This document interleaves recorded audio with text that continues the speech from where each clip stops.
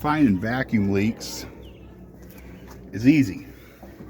I got this unplugged, okay? But watch in there. This is crazy. Got this thing.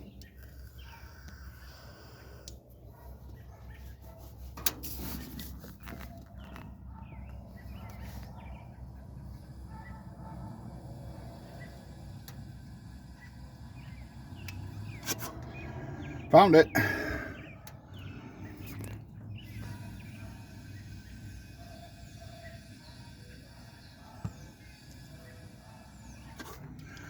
All you need is a fucking vape.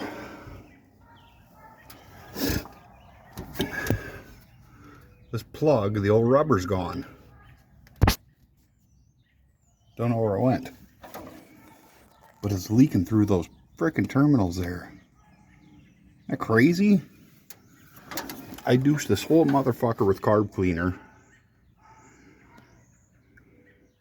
That's all I found. It's freaking nuts. Is that enough? We'll see.